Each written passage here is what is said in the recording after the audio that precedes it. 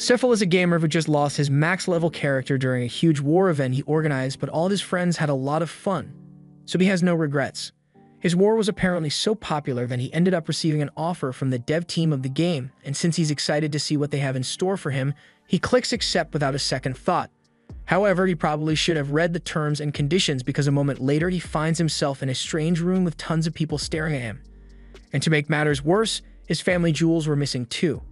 He realizes he has somehow been placed in the body of his character, Lufez, and the people seem absolutely terrified of him, so he attempts to politely ask them what's going on. However, as soon as Lufez's mouth opens, an immense pressure fills the room, and everyone inside is pushed face down to the floor. Outwardly, Lufez is condescendingly asking the group if they normally taste the floor whenever they meet someone new, but inside, Sifil is just freaking out because he has no idea why all this is happening. Just then, he remembers that Lufez has an intimidation skill that's probably causing all of this, so he tries to calm down and turn it off, but it takes a few minutes for him to figure it out, so the people have been stuck to the ground for a while. Once things finally go back to normal, Lufez walks up to one of the elves in the room and asks him for an explanation, to which he promptly faints out of fear, but she eventually gets the answers she's looking for. Long story short, 200 years have passed since she was sealed away and the Demon Lord is still alive, so in order to defeat him, the kingdom attempted to summon another hero, which is how Lufez ended up here. This means Sifil really was sucked into the game and he's honestly really excited about it, but he realizes it must be terrifying to be in his presence while he possesses Lufez's body, so he should probably leave soon before he gives someone a heart attack. Just then, Lufez speaks up and she tells everyone that she understands their concern regarding her presence since she kind of nearly took over the world at one point, but she assures them that her conquering days are over, so they don't have to worry. Although she also has no interest in becoming their new hero, so she says they can just forget about her and summon another one or something because she's not sticking around. The king asks her where she plans to go, so Lufez tells him that she's just going to spend some time appreciating this world for what it is, but she'd be willing to come back if the need arises. Lufez then takes off and Sifil somehow completely understands how Lufez's wings function, so he is able to use them without much issue. Lufez was Sifil's main when X-Gate originally launched, and thanks to the game's novel system, actions taken by gamers were officially added in as lore, so with all the time and money Sifil spent getting Lufez to the top of the leaderboards, she is generally recognized as one of the most terrifying characters in this world. He could have stayed at the top of the leaderboards forever if he wanted, but that would have been way too boring, so instead he made a deal with all the game's top players at the time and had everyone split into the light and dark factions so they could have an all-out war. The war in question resulted in Lufez being sealed away in a subspace after her defeat, and while it was a lot of fun for Sifil, for this world it was reality, so Lufez is almost universally feared here for what she did. Mind you, the entire time Sifil and his friends were enacting their little war, they completely ignored the game's main objective of slaying the Demon Lord, so Orm is still alive and has been that way since Lufez was sealed, but that's not anywhere near the top of her priority list, so she'll deal with it later. Right now, she just wants to experience the game world that has now become a reality.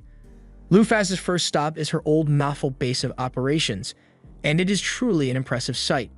Granted, it's a little rough around the edges after 200 years of collecting dust, but it's still amazing to see it in person. Lufez takes a seat on the throne and Sifil starts thinking about all the good times he's had with his friends in this place. He recalls how they have fun chatting about a bunch of nonsense all the time, but that he realizes that those discussions were all in a group chat. So why does he remember it as though he were there in person? Just then, Lufez notices someone approaching, which puts her on edge since the base should be empty, but when she takes a look, it turns out to be a blue-haired girl named Dina. She is really excited to see Lufez since she has been waiting 2 centuries for her return, but Lufez has no idea who this chick is. Dina is incredibly hurt to realize that Lufez forgot about her even though she was her most loyal advisor, but Lufez doesn't remember ever having a use for an advisor in the first place. However, now that he thinks about it, Sifil recalls that when he was building this base, he thought it would be cool to have an NPC in the background to make the place feel more alive, so he placed Dina and just kind of left her there. She must have gained consciousness when this world became reality, and Sifil feels kind of bad since she was stuck here by herself for 200 years, so Lufez plays along and says there's no way she forget about Dina. She thanks Dina for protecting the base while she was gone, and Dina is incredibly grateful to hear such kind words from Lufez. But putting that aside, with all the time that has passed, Lufez is out of the loop on the current state of the world, so she asks Dina for a quick history lesson to catch up with modern affairs. Dina says she'd be more than happy to explain everything she knows. So she tells Lufus that after she was defeated, the 7 heroes went on to found their own separate nations. 4 of them have already died due to natural causes in the past 200 years, but the 3 with longer lifespans are still around. Lufus can't help but wonder whether the heroes in this world are really still his friends or if they became NPCs, so he plans to pay them a visit sooner or later. Next, Dina explains that the Demon King, Orm, is still alive, and that's mainly because the 7 heroes failed to defeat him after they sealed Lufus away. In other news, Dina says that Lufus's 12 heavenly stars are still around as well, though most have gone their separate ways. The 12 stars are a group of rare and powerful monster NPCs that Sephiel collected because he thought it would be cool to have a small army of elite generals serve under him. Lufus asks Dina if there are any updates on the 12 stars, and she says she knows the location of 6 of them, but 2 of those 6 seem to have joined the demon army in an attempt to get back at the heroes who sealed Lufus away. Lufus is a little disappointed to hear that some of her minions joined the demon army over her defeat since the beef was never that deep, so she's going to have to chew them out once she finds those 2. With that aside, she's glad that she at least has something to do now. Her initial plan was to just go around exploring the world for fun and find out whether the 3 remaining heroes are players like her or not. But first she needs to go round up the 12 heavenly stars because she'd be responsible if any of them went around causing trouble for no reason. She asks Dina to give her the location of the first heavenly star, so she pulls up a map and points to a place called Svel. This is where one of the heroes has been living for the past few years, and the heavenly star, Eris, has been trying to invade it for months now. Now that she knows where to find Eris, she immediately starts heading out to find him, but Dina yells for her to come back because she can't just leave without making preparations. First of all, Lufus has no money on her, and Dina would have been willing to give her some. Inflation's a pain, and she's been waiting so long that all the money she had is practically worthless now. Lufus says she can just earn some more money along the way, but Dina tells her no one is going to want to do business with the legendary conqueror. Lufus argues that there's no way anyone would recognize her face after 200 years, but she is reminded that races like elves exist, and a bunch of them are bound to know who she is, especially since the kingdom has probably issued a public warning of her arrival. However, if Lufus wants to earn money, then Dina knows of a job she can do that doesn't require a background check: adventuring. To get started, Dina leaves Lufus to the trade city of Ydalir, but she would draw too much attention with her dark wings exposed, so Lufus sticks them in her oversized cloak as a disguise. She hates how uncomfortable it is to walk around like this, but they don't really have much of a choice in this situation, so she'll just have to deal with it for now. Once they arrive at the Adventurers Guild, Lufus mentions that it feels nostalgic to be back in the den of misfits and degenerates since, according to her lore, she was an adventurer before she founded her Dark Nation. However, she soon realizes how weird it is that she feels a sense of nostalgia from this when it is technically her first time setting foot in the guild. Dina notices that Lufus seems lost in thought, so she asks her if something is wrong, but she just brushes it off and says they should go take a look at the job board. While they are searching the job board, Dina spots a job that pays 3,000 coins, and all they need to do is find a bunch of lost cats. Lufus agrees that it seems like a really good deal, but it'd take ages for them to actually find the cats, and she'd rather not spend a week on a side quest, so they keep looking. Just then, they find a nice hunting job that'll pay them 1,500 coins, and all they need to do is hunt a few orcs, so Lufus thinks it's perfect. Orcs have a 3% chance of dropping their meat upon death, and if you eat their meat, then your max health gets a boost, so she's going to do a little HP farming while they're out there. Later that day, the two arrive at the village where the request was made, and they speak to the village chief, a tired old man who just wants to end things once and for all. He explains that the orcs have been ravaging their village for a long time now, kidnapping their women, killing their men, and destroying everything they've built.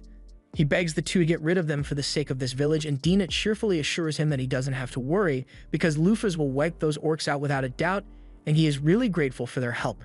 With that said, they head out into the forest to track down the orc den, and before long they manage to find it with 2 orcs posted out front as lookouts, so Lufus starts getting ready to attack. Come to think of it, she hasn't actually checked her stat screen since she got here, so she pulls it up, and fortunately, she still has all her max level abilities, so killing the orcs shouldn't be difficult. But she's not sure if she's mentally prepared for it, since killing these things on screen is completely different from killing them in real life. She activates one of her abilities and creates a dozen swords at her side before launching them straight at the orcs, and the resulting mess is absolutely disgusting, but for some reason, Lufus feels oddly calm about it. Moments later, the orc nest is alerted to the presence of an intruder, so they all rush out and surround Lufus within a few moments. They also have a really big orc as their leader, so any normal adventurer would be in trouble, but when they begin their attack to Lufus, they are all so slow that they look like they are barely moving. The difference is so great that she realizes that she probably won't even need to create any more swords to handle them, so she takes off and starts chopping the heads off the orcs at top speed. She's so fast that the orc leader has no idea what's going on. All he sees is the heads of his men flying off their bodies. She then stops and looks at the big guy just to say, "Hey, I just wiped out your entire squad. What are you gonna do about it?" It goes on a rampage trying to smash her into the ground. But it's way out of its league because Lufus is practically a walking calamity and he is just an obstacle in her way. No joke, all she did to the Orc King was slowly fist bump his head, and a second later, a gaping hole was punched through its head. So she's just way too strong. After Lufus is done with her massacre, Dina begins harvesting some of the orc corpses, and she is delighted to find out that this one still has its tenderloin intact. According to Dina, the vitality of an orc is stored in their tenderloin, and if it is undamaged, eating it transfers that vitality to the user. She offers to prepare some for Lufus once they get back, so she creates a bunch of portals and stores the corpses away. Lufus had no idea that Dina had ability like this, but having teleportation will definitely come in handy eventually. But for now, it's time for them to rescue all the people who were kidnapped by the orcs. To Dina's surprise, after getting all the women out, she finds out that they all seem to be in perfect health. Lufus doesn't think it's all that strange since in the game's lore, orcs are actually really nice to ladies. They're just really ugly and have incredibly low charisma stats, so they don't even bother trying to riz anyone up and skip straight to kidnapping. Dina is shocked to hear this since she can't imagine such hideous monsters being gentlemen, but regardless of how they treated their captives, it doesn't change the fact that they still kidnapped the women in the first place. So Lufus creates a giant rock fist and smashes the cave to make sure there are no survivors. Dina asks Lufus if she would like her to erase the memories of the girls, since she would want them to have to recall the ugly faces of the orcs that kidnapped them. But Lufus' genuine reaction is, "Why did you just casually suggest memory wiping like it's a normal thing to do?" She asks Dina if it's really possible for her to wipe someone's memories, and she responds saying it's really easy. In fact, if she wanted, she could manipulate and overwrite a person's personality, but aside from how creepy it is that Dina is just able to do that on a whim, Lufus doesn't think it's necessary to alter anyone's memories over an incident like this. They just need to get the girls back to their village safely, so Lufus summons a golem and has it carry everyone on the journey back. Things turned out really well for this mission, but Lufus can't help but wonder why no one else accepted it before they came along. Dina explains that it's because there was no incentive to take the risk, but that makes no sense to her since the orc tenderloin vitality alone would have been more than enough reason to take on the challenge. However, Dina informs Lufus that most people wouldn't take on the risk because, to put it simply, the warriors of this era suck. For instance, Dina says the nation that summoned Lufus is called the Sword Kingdom, and she wants her to guess what level the kingdom's strongest swordsman is. Since it'd be their strongest fighter, Lufus assumes the dude must be just as strong as she is, but to her utter shock, she is told that the kingdom's best swordsman is only level 120. This makes no sense since she knows for a fact that there were tons of people who reached level 1000 alongside her in the game, but Dina reminds her that those were all people from the previous era, and quite frankly, they were the sweatiest of sweats. Realistically, to attain level 1000, one would need to fight constantly, every second of every day, and devote their entire life to getting stronger. And the people of this generation simply can't do that. At least not without dying in the process. Lufus now understands why it'd be difficult for the people of this world to hit the level cap, since to her this was just a game, so it was natural to grind as many levels as possible. But to the people of this world, this is their one and only life, so they wouldn't want to waste it. Lufus and Dina eventually make it back to the village, and the villagers are all so happy to be reunited with one another.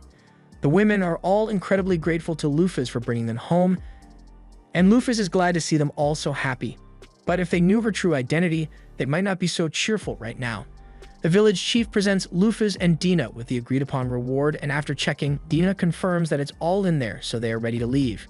However, before they go, the chief asks Lufus if it is really okay for the village to keep her golem.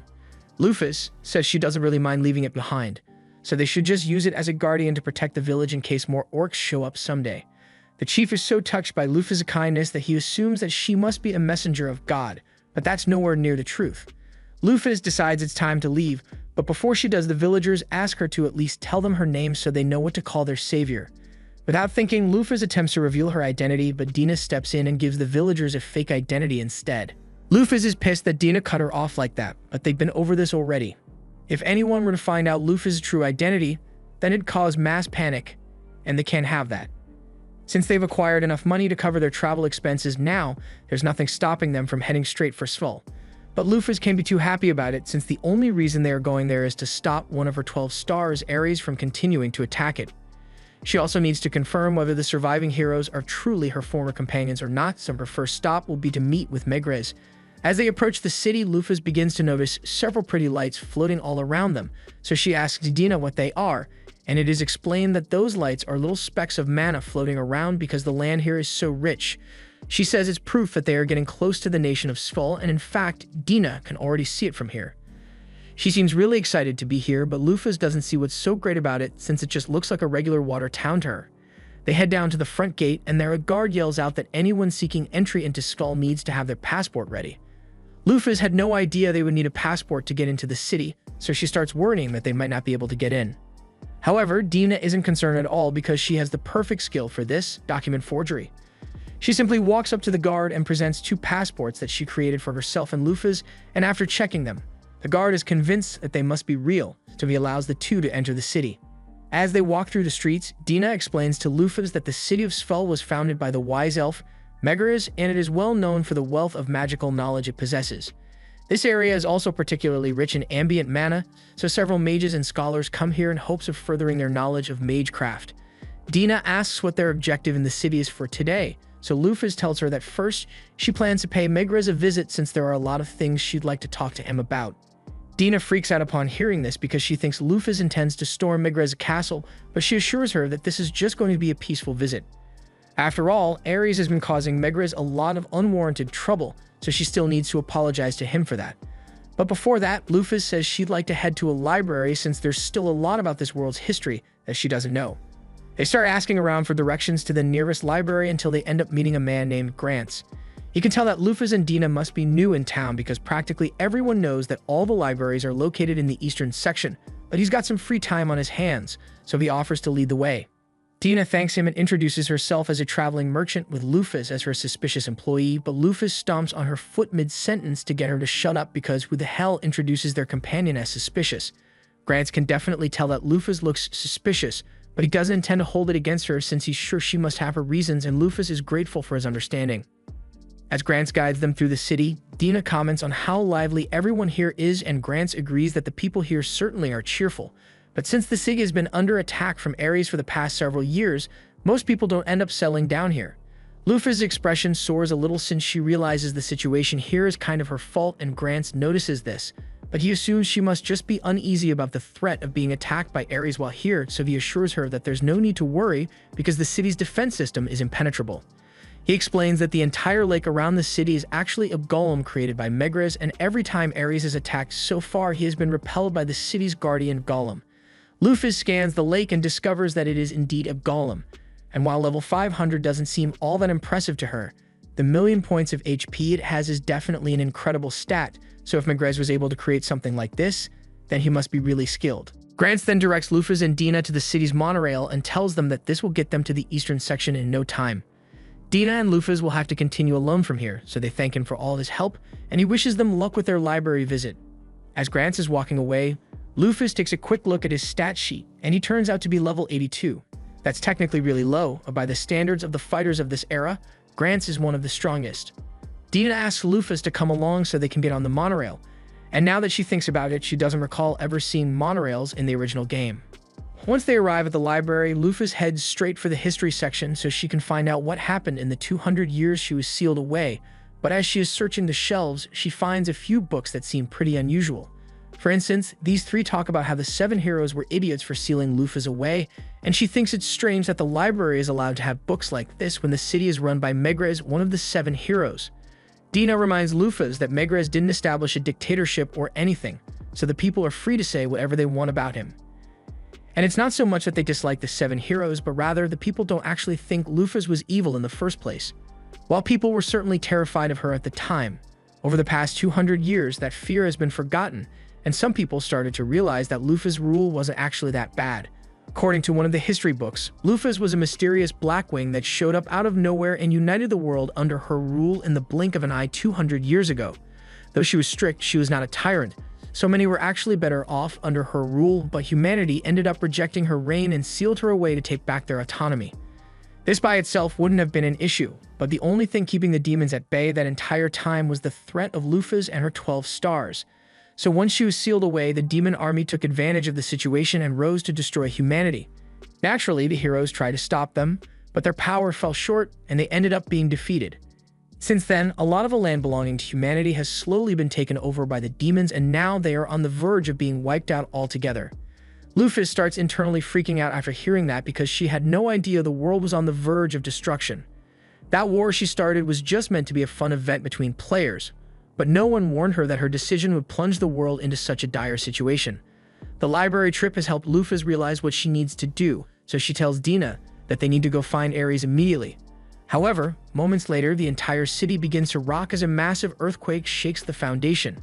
An alarm is immediately raised, and all mercenaries available are called to the borders to prepare for an imminent attack. Luphas looks at the resulting damage and asks Dina if it is normal for a city like this to experience earthquakes of this magnitude. As far as Dina knows, this almost never happens, so Luphas concludes that this must be a result of one of Ares' skills, and he must be on his way right now to launch a full-scale attack. There's no time to waste, so Luphas creates a glider and tells Dina to get on immediately. As they are flying towards the chaos, Luphas puts some thought into the situation, and none of this makes sense to her. She knows Ares was always such a harmless sheep monster, and that it's not in his character to invade a nation like this repeatedly, so she wonders if this is really just because she was sealed away. And on another note, she wonders why she even has memories of Ares in the first place, since she never actually interacted with him in the game, but her main concern right now is to stop him, so she can worry about her memories later. When Ares was a little lamb, he was roaming through the forest on his own when he happened to run into Luphas. She was surprised to see a rainbow sheep out here, since it's a legendary monster that's said to only be born once every 500 years, but as she approached it, it recoiled in fear and began crying. Luphas noticed its tears, and if she had to guess, the sheep had likely been on the run since birth, hiding from both monster and humans alike, since a single thread of its wool is more valuable than gold. She won't deny that he has a good reason to cry, but she asks him what point there is in shedding all those tears. She tells him that if he is upset about his situation, then he had better be ready to strike back against those who would come after him. Otherwise, he had better prepare to live the rest of his life drenched in sorrow. The sheep took her words to heart and attacked Luphas to show its determination to grow stronger. And she liked its fighting spirit, so she put the sheep down and asked it to come with her. She told him that she wasn't at full strength yet, but she would one day conquer the entire world, and she wanted him to become her first companion. She asked it if it had a name yet, and the sheep shook its head, telling her no, so Luphas looked to the stars before coming up with the name Ares. At least that's how the story went. At present, Gantz and his men are all running out to intercept Ares' forces, because this is clearly the beginning of an all-out assault. Once he arrives on the front lines, he sees a massive army of monsters slowly marching towards the city's gates, and he's starting to worry because there's no way he will be able to hold off this many until the main army is ready for battle. The earthquake earlier must have been Ares' declaration of war, since regardless of his hatred for them, Luphas made a rule saying he isn't allowed to attack without making a declaration first, and ever since, he has followed that rule religiously. Before long, the city's advance force arrives, so the order is given for all the mages and archers to fire before the monsters get too close. After wheeling down the monster, the soldiers begin their charge because they need to keep the monsters at bay until the main force arrives. Gantz is out in front and begins mowing down monsters left and right, but while he may be doing alright, his subordinates aren't as strong as he is, so a lot of them are being slaughtered. At this rate, Gantz doesn't think they'll be able to hold out much longer. However, just as the troops were about to be overrun, countless ice spikes came raining down from the sky, and as the soldiers looked back towards the city, they saw Megrez and Livia, the water golem. They are all relieved that their guardian deity has arrived, and Megrez tells them they can all stand back now because Livia will handle the rest. He then gives Livia the order to attack, and within moments, dozens of monster forces are annihilated in one go. Meanwhile, Luphas has been watching the battle unfold from a distance, and she had planned to step in if the situation became dire, but with Livia and Megrez on the scene, it doesn't look like her help will be needed after all. Speaking of Megrez, Luphas decides to check his stats to see if they are still as good as they were when she and Megrez played together, but to her surprise, he's only level 500 now, and he is afflicted with a debuff called the Curse of the Vanquished. Luphas has never heard of a curse like that before, so she asks Dina if she has any idea what it is, and according to rumors she had heard, after the heroes failed to defeat the Demon Lord, they were all hit with a curse that sealed away half of their power, which is why Megrez is so much weaker than he used to be. And now that Dina thinks about it, if Megrez can't use his full power anymore, then that means he can't create any more golems like Livia, so if she goes down, then the city will truly be doomed. All of a sudden, the ground begins to shake as a giant monster approaches from the mountainside, and it is none other than Ares. After a brief standoff, Ares and Livia clash, and since Ares' element is fire, Megrez thinks Livia should have the upper hand in a direct confrontation. Livia uses a water spiral attack, forcing Ares to back off initially, but he comes charging back in with a massive fireball shortly after. At first, it looks like the fireball missed Livia altogether, but Ares was never aiming for her in the first place. His real target was Megrez all along, but fortunately, just before the fireball could hit him, Livia managed to step in and extinguish the blast. Megrez then sends Livia out as a tidal wave to push Ares back, but he uses a flame hop skill to jump over her and begins heading straight for Megrez. Megrez puts up a barrier to defend himself, but since he is only half as strong as he used to be, Ares eventually manages to overwhelm him and crack the shield. However, before he could break through, Livia snuck up behind Ares and put him in a chokehold. The soldiers begin cheering Livia on to put an end to this, and Dina asks Lufus how she thinks this is going to end. As far as this battle goes, Lufus says Livia will win, but that doesn't mean she will win the war. A lot of Livia's HP has been drained from tanking all of Ares' attacks, and it's likely that this was Ares' goal from the very beginning. He knew he wouldn't be able to beat Livia in a one-on-one battle, so he planned to whittle her health down with constant attacks and retreat so he can attack again in the future. Lufus is impressed that Ares was able to think logically enough to figure out that Livia can't pursue him once he retreats, so a constant barrage of periodic invasions would guarantee his eventual victory. However, Lufus can't let his plan go any further than this since it would be dangerous if he actually destroyed Livia, so she will have to deal with him herself. She grabs Dina and jumps down onto the battlefield. And just as Ares is about to launch another powerful blast, Lufus kicks him across the mountain range. Everyone is in utter disbelief when they see the terrifying monster sent flying in an instant, and Megrez is left wondering who on earth could possess such power. But even though Lufus is still concealing her identity, as soon as he hears the way she speaks, he kind of figures it out. Lufus doesn't want to confirm or deny anything yet, so she tells Megrez that she will handle Ares on her own, and afterwards, she will be back to have a discussion with him. However, before she leaves, Megrez tells her that there's someone behind the scenes manipulating Ares' thirst for revenge, so she should be careful. The warning is coming from an old friend, so Lufus says she'll keep it in mind, and then she flies off to confront Ares. Once she arrives in front of him, Ares asks who she is, and this comes as a surprise since when she played the game, Ares only ever made sheep noises, so she had no idea that he could actually speak. That aside, since Ares doesn't seem to recognize her, she activates her intimidation skill, and as soon as Ares feels the terrifying pressure coming off her, he is reminded of his master. However, even though she's standing right in front of him, Ares still refuses to believe it's her because he is sure Lufus died a long time ago. Lufus still isn't sure whether she counts as the original since she was technically reincarnated, but regardless, this is definitely the body of Lufus Mathal. She doesn't want to waste time trying to convince Ares with words, so she tells him that if he truly does not believe that it's her, then he is free to come test her strength for himself. And as an added courtesy, she promises not to hurt him too much. Ares hesitates for a moment because the woman in front of him really does look like Lufus, but he convinces himself that she must be a fake because there's no way his master could have returned. He prepares to attack with his full power, and Lufus is starting to get excited since this is the first time she has gotten to go up against a monster that should be strong enough to survive her attacks, so this will be her first real fight. Ares charges at Lufus with full intensity, however. After pushing her back for a few hundred meters, Lufus easily stops his momentum with one hand and tells him that he has indeed grown stronger than he was 200 years ago. Ares continuously attempts to push her back, but Lufus isn't budging one bit, and she even calls him adorable for trying so hard. As a reward for his effort, she says she will give him a hug, and in the next second, Ares is being lifted off the ground by his head.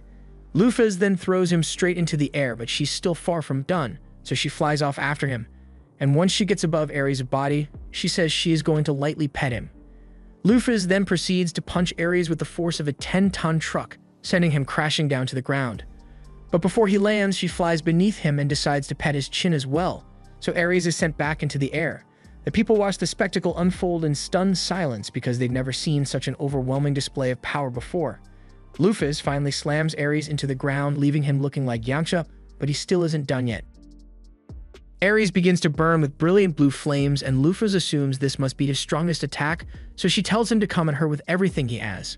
He charges forward with incredible speed, and with a huge smile on her face, Lufus moves forward to intercept him, resulting in a massive explosion that can be seen for miles. By the time the dust settles, we see that Lufus has once again stopped Ares with the palm of her hand, and she then proceeds to finger flick him into the rocks. She asks Ares if he still doubts that she is the real Lufus, but all of a sudden he jumps out of the rubble and changes into his human form to apologize to Lufus for his foolish behavior. Lufus is shocked at first because she knew Ares had a human form, but she doesn't remember designing him to be a femboy. But now that he thinks about it, he recalls a group chat where he and his friends decided to give Ares a femboy design as a joke, and he chose to go along with it.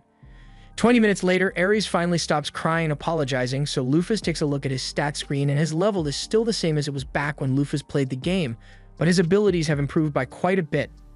And that must have been the result of all of Ares' hard work over the past 200 years. She tells Ares that she is on a mission to reclaim her 12 heavenly stars, and he is her first stop, so she won't be taking no for an answer. Ares is glad that Lufus came to get him first, and he agrees to join her on her mission once more, but he does have a few questions first. Like, who is that blue-haired woman back there? Dina can't believe that Ares really doesn't remember her, so she runs up to him, stares him in the eyes, and reminds him that she has been by Lufus' side the entire time. All of a sudden, Ares recalls fuzzy memories of Dina standing next to Lufus' throne, but considering the fact that she has memory-altering powers, I'm starting to get a little suspicious. From what Ares remembers, Dina literally never moved from that spot, so he assumed she was a piece of furniture, but he's surprised to find out that she can talk. Hearing Ares call her a piece of furniture makes Dina really upset, so she goes over to one side and starts sulking over it. Lufus chuckles a little because she also has no idea who Dina was at first, but she's been of great help since Lufus got here, so she asks Ares not to make fun of her too much. Lufus asks Ares why he was trying to invade the city, so he tells her he only did it because he wanted to avenge Lufus after what the humans did to her. After all, if they hadn't sealed her away, humans would have been defeated by now, and the world would be at peace. Lufus understands Ares' feelings and she appreciates the fact that he wanted to avenge her, but she tells him she has no desire for revenge against humanity. But that aside, she recalls what Megaris had told her about someone manipulating Ares into launching the attacks, so she asks Ares to tell her who filled his head with thoughts of revenge, because she won't stand for someone deceiving her subordinate. Ares nervously tells her that it was one of the demons, and right now, over on the demon continent, that same demon is getting ready to unleash his army to occupy Svel. He's been patiently waiting for Ares to whittle down Levia's health so he could invade, and he has prepared an army of monsters all over level 80 so he's sure that nothing can stop him. Mars orders his army to head out and slaughter every single human in the city of Svel, but all of a sudden, Lufus crashes down right in front of his castle, taking out every single one of Mars' men in the process. Mars has no idea who Lufus is, but he can tell that she is strong, so he decides to go down to confront her. Mars asks Ares why he suddenly decided to stop attacking Svel when he must still hate the humans for what they have done. Ares admits that he still hasn't forgiven humanity for what they did to Lufus, but he now realizes that destroying them won't make him nor Lufus happy. In fact, the only people who would benefit are demons like Mars, and that's the last thing Lufus would want, so Ares swears to stop Mars here and now. Mars isn't really bothered since he already expected this to happen sooner or later, and now that Ares is no longer useful, he plans to eradicate him. Lufus tells Ares to sit this one out since he is still injured from the beating he got earlier, and Mars is surprised that there is still someone so strong on the side of the humans, but it doesn't matter because as one of the 7 demon generals, he is confident that he can defeat her. He begins charging up his fire and ice powers, going into excruciatingly boring detail about how his technique works. He's doing a whole lot of yapping right now, and Lufus eventually gets sick of it, so she punches him square in the face so hard that he is sent blasting off like he's part of Team Rocket.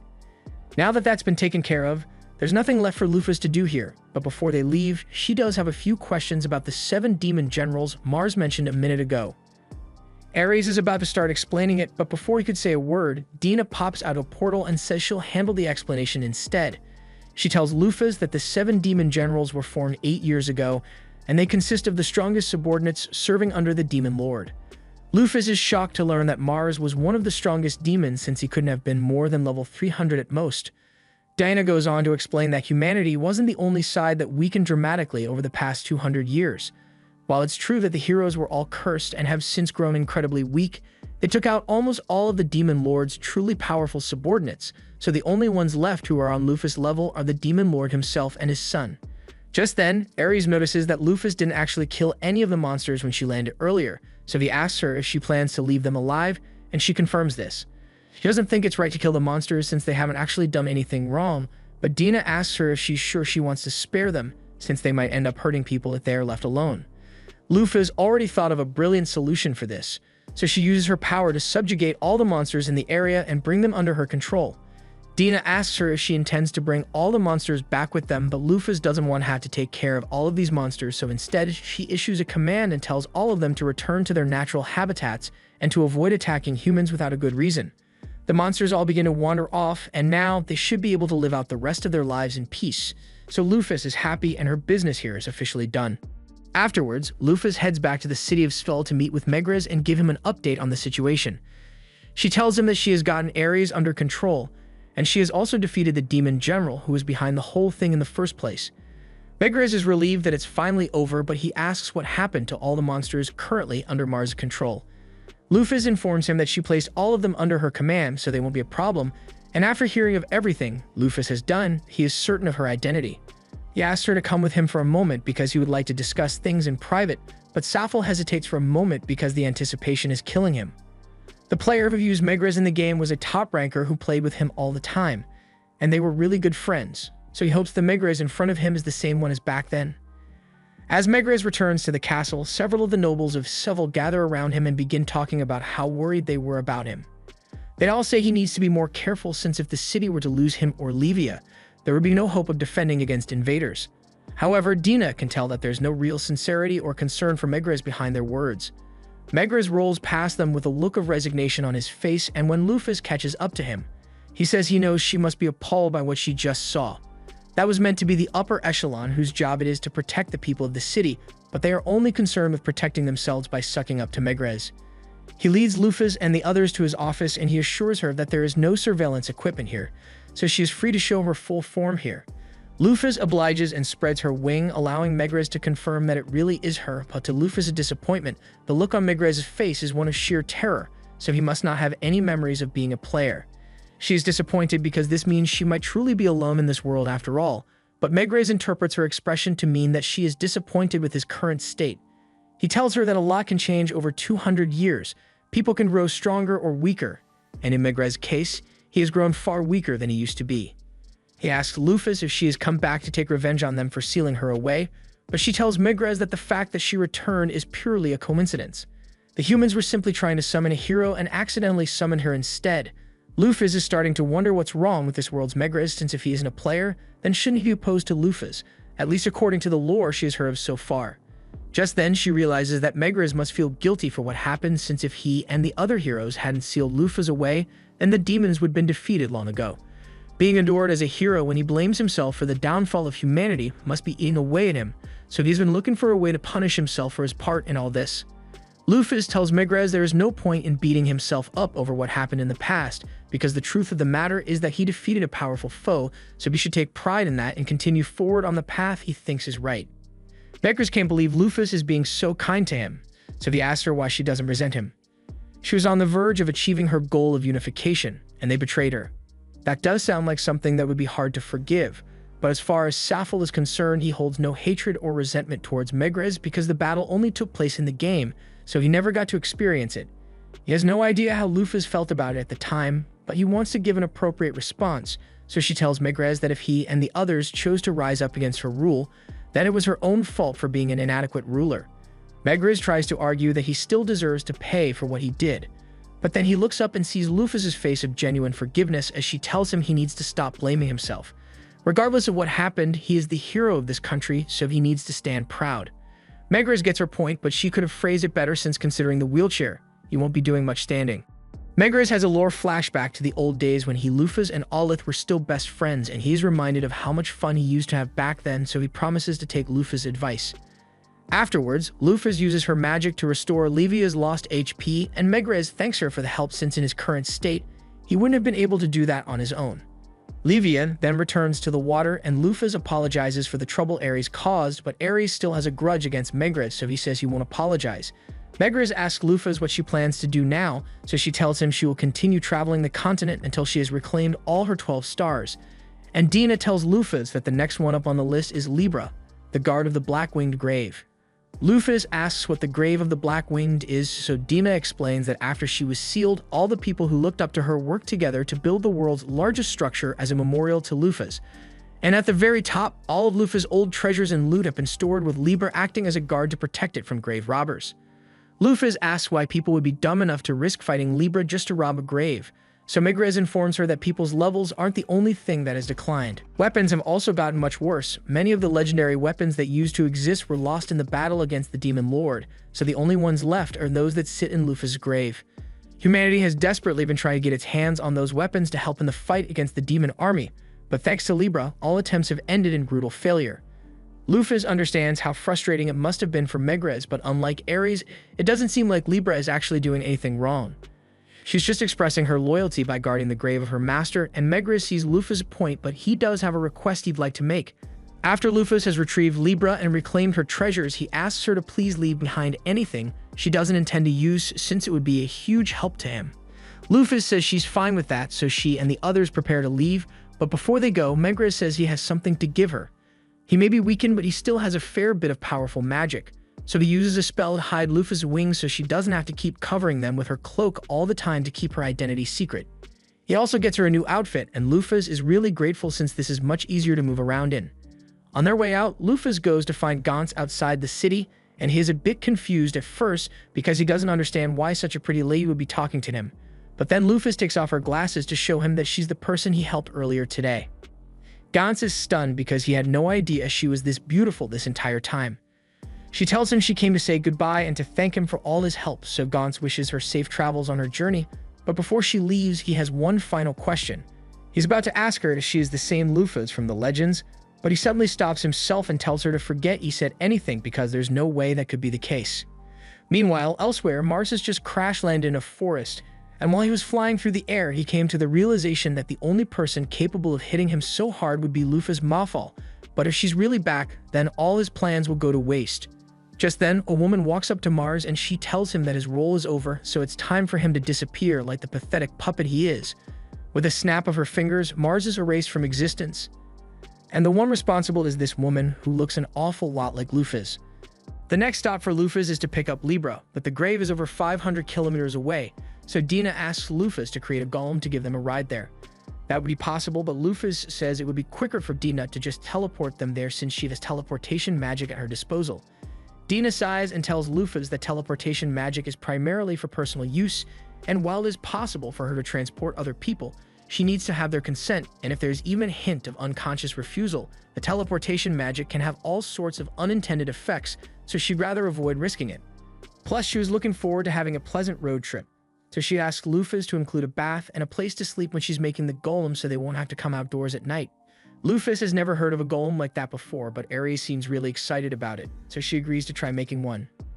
She waves her hand and begins the golem forming process, eventually creating an RV, and then she uses a few logs from the forest to create some furniture. Dina is happy that they will have comfortable beds for the trip, but she asks Lufa if she could make some soft bedding for them as well. Lufa looks around for some materials to use for the covers, but then she remembers that Ares is a sheep, and I'm sure you know what happened next. Anyway, the RV is finally complete, but Dina reminds Lufa that she hasn't given it a name yet, so Lufa thinks for a moment and decides to call it Tanaka. It even comes with its own promotional ad for some reason. After traveling for some time, it gets dark, so Dina suggests they should stop and set up camp for the night, to which Lufa agrees. However, as soon as they step outside, Dina smells something nearby, so she goes to investigate and discovers a natural warm spring behind some bushes.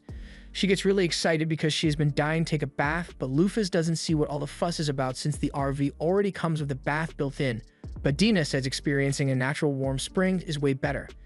She grabs Ares' hand and starts leading him to the spring so they can get in right away, but then he reminds her that despite appearances, he is still a guy, so he will wait over there until it's his turn.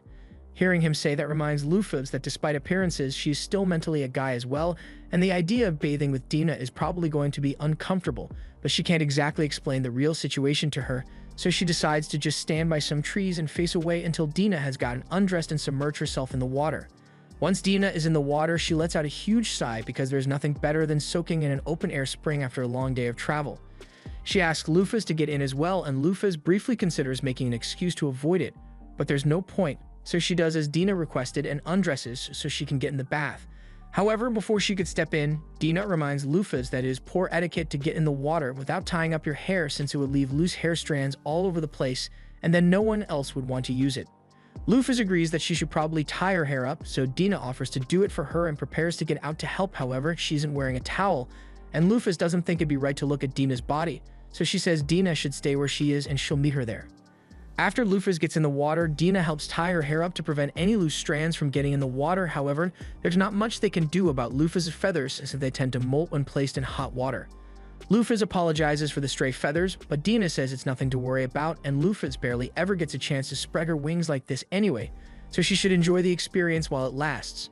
As the two of them soak side by side, Safel begins staring at Dina's body really intensely, and it makes him come to a troubling realization. In his past life, Safel wasn't a complete degenerate, but he was still a certified gooner. However, now, even though he's staring right at Dina's body, he feels absolutely nothing.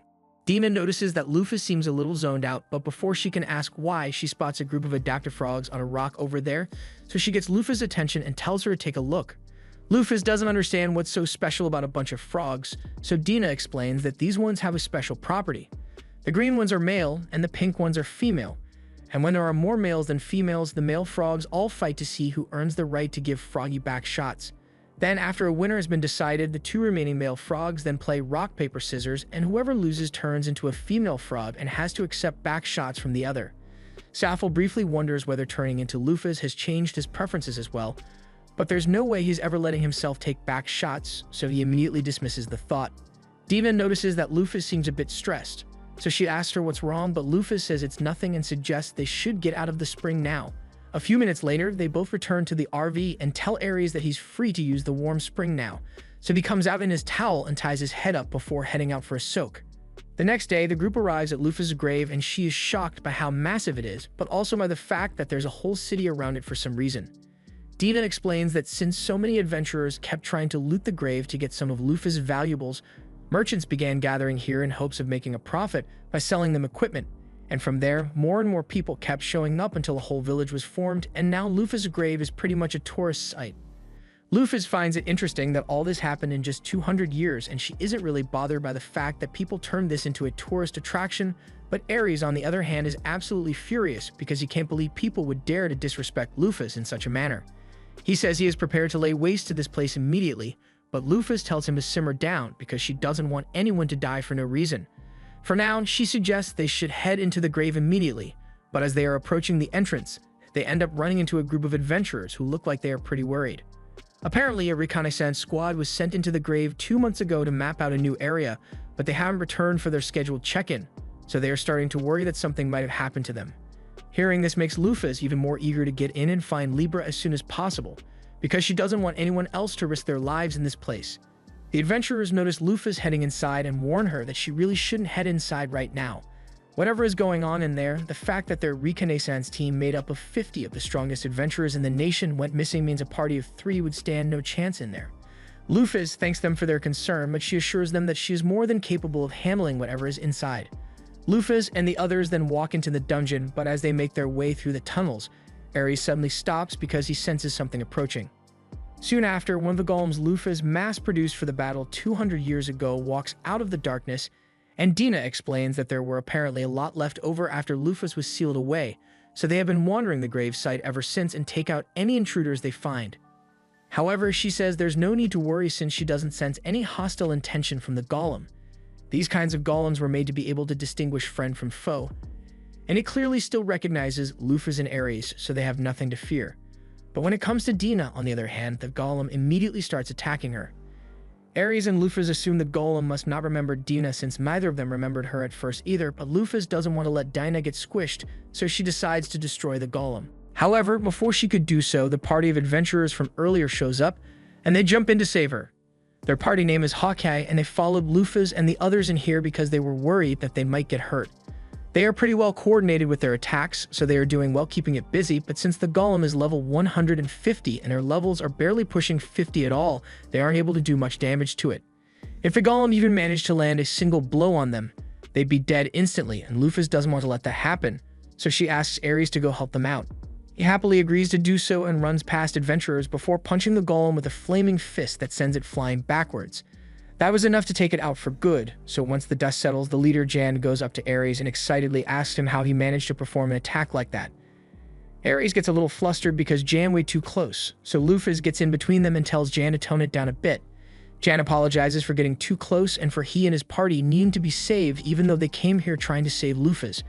Jan introduces himself as a warrior, Nick introduces himself as a light warrior, and Richard introduces himself as a heavy warrior.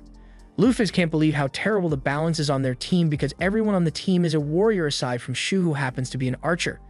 Anyway, since they are doing introductions, she introduces herself as a high-level ranger class adventurer, but when it's Dina and Ares' turn, they have no idea what to say, so they also declare that they are rangers, and Jan shows a look of concern because to him, Lufus' party looks way more unbalanced than his does. Jan offers to accompany Lufus' party to provide support, and Lufus is about to turn him down, but before she could say anything, Dina chimes in and says she'd love to have the extra help. Jan and the others are glad to hear it, so they start walking down the hallway, and with a cherry face, Dina explains to Lufus that they use the adventurers to make things easier for themselves, at least until one of them falls into a trap and dies or something, and hearing Dina say it with a smile on her face makes Lufus realize that she's a bit of a psychopath. However, there's no real harm in letting the party stick around since they seem like nice people, so Lufus decides to just support them as much as possible without drawing too much suspicion, at least until they get to the top and find Libra. Meanwhile, at the top of the pyramid, the Reconnaissance party that went missing months ago has finally made it up the long staircase, and they swear to themselves that no matter what, they will obtain the treasury of weapons for the sake of humanity and their fallen comrades. However, as they arrive at the top floor, they are confronted by Libra, and she immediately orders them to leave this room within 10 seconds, otherwise she will eliminate them. The adventurers try reasoning with Libra because they really need those weapons to fight the demons, but she couldn't care less about their reason, and once the countdown reaches 0, she activates the Brachium program, sealing the adventurers in a bubble with her so they can be killed. Meanwhile, as for Hawkeye, Lufus is starting to regret letting them come along because these guys are absolute fodder, and they aren't even smart enough to realize how weak they are. Every time they run into a golem, they get their asses handed to them, and then Lufus is forced to order the golem to stand down so the adventurers don't end up dead. But they genuinely believe they are the ones who beat the golems, and Lufus is worried she might be giving them false confidence. The group eventually comes up to the final Guardian Golem, and this one is a lot tougher than the others, coming in at a high level 600, so Lufus knows the adventurers would get folded the second they stepped into range of that thing, so she tells them all to stand back while she walks ahead to deal with it. The adventurers try telling her it's too dangerous to fight something like that on her own, but Dina tells them they don't need to worry because Lufus has a plan, so they all agree to stand down. She walks up to the golem, and the first thing she does is ask if it recognizes her. The golem definitely seems to react to Lufus's face, but it still ends up attacking her anyway, so she is forced to defend herself and slices it down the middle in one go. She then begins walking over to the stairs, but as she is leaving, the golem calls out her name and says welcome home. Lufus thanks it for working hard to protect this place for the past 200 years, but its assignment is now over, so it can finally rest, and the golem seems glad to be relieved of its duty, so it powers down for good.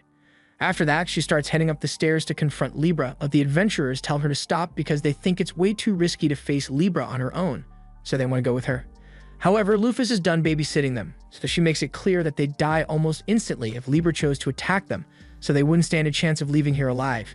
The adventurers can't argue with that, but before Lufus leaves, they ask her who she really is. They are well aware that they aren't the brightest bunch, but it doesn't take a genius to figure out that the only reason they've made it this far is because Lufus kept stepping in to save them. And there's also the fact that she was able to destroy one of the golems with a single strike, so there's no way she's really just a ranger. Lufus pauses for a moment, wondering what to say, but then she tells them that she does not intend to answer their questions and heads up without another word. Dina and Ares tell Lufus they will wait down here for her to return since neither of them can handle Libra's Brachium either, so she will be handling this alone. As Lufus is climbing the stairs, she wonders to herself why she felt genuine sadness when she took out that golem earlier. Even if it was one of Lufus' creations, while it may make sense for the Lufus character to care about it, to Safel it was nothing but a bunch of pixels on a screen, so he should have no emotional attachment to it. He realizes there must be something wrong with his mind to be making him feel this way, but there's no time to worry about that right now because first he needs to take care of Libra. Lufus eventually makes it up the top floor, and there she finds Libra waiting to intercept her as the latest intruder. Libra orders Lufus to leave within 10 seconds or face hostile actions, but instead she just takes off her glasses and spreads her wings to reveal her identity. After getting a good look at Lufus, Libra stops the countdown and begins trying to process what she is seeing because she can't believe Lufus is really back. She confirms that the person standing in front of her looks exactly like Lufus and is even a 99% genetic match for Lufus, but she still finds it hard to accept because it should be statistically impossible for Lufus to have survived the battle against the heroes. She begins to short-circuit from the logical inconsistency, and Lufus tries telling her not to think about it too much for the sake of her processors, but Libra is already pretty damaged, so Lufus says she will be approaching to administer repairs now. Upon hearing this, Libra's defense protocol kicks in, and since she hasn't acknowledged Lufus as her master yet, she tells Lufus that if she takes one more step, she will be forced to use force against her. However, Lufus doesn't stop moving as she asks Libra what she's going to do about it. Libra interprets Lufus' sudden movements as hostile action, so her defense system kicks in, activating her Brachium and creating a vast airspace for her to fight in. Lufus is caught off guard at first by the sudden change of environment, but when Libra begins firing at her, she snaps out of it. Lufus performs evasive maneuvers to dodge all of Libra's gunfire and missiles, but man, Libra is not making it easy. Lufus eventually finds an opening to strike Libra and interrupt her attack animation, so she starts chasing after her instead. Libra tries to shake Lufus off by using more gunfire, but she counters it by using her wings to blow the bullets back at her, disabling her gun. Libra then attempts to use a wide array of other attacks, but nothing she does comes anywhere close to defeating Lufus, so she eventually disables the domain and activates a different one. Lufus recognizes this as Libra's ultimate attack, a domain expansion that ignores all defensive skills and has a sure hit effect that deals 99,000 damage. The fact that she has been caught in the attack's range should be concerning, but to be honest, Lufus is actually excited because this will be the first bit of significant damage she has taken since she came to this world. As Libra unleashes the violent wave of energy, Lufus feels the pain hit her like a dump truck, but she has more than enough HP to tank the damage, so she continues pushing forward until she is eventually right in front of Libra. Libra then attempts to blast Lufus in the face with a laser, but she ducks out of the way, and before Libra could strike with her sword arm, Lufus grabs it to hold her in place while she casts All Repair. This fixes all the damage Libra has suffered during her years of guarding this grave, and Lufus apologizes for taking so long to come back.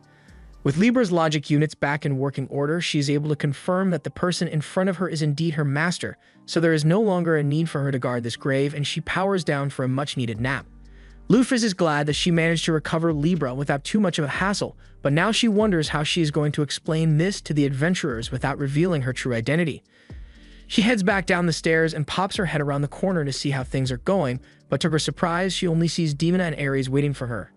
She's confused and asks what happened to the adventurers, so Dina explains that she just implanted some false memories in their heads with her mind manipulation to make them think they are the ones who defeated Libra.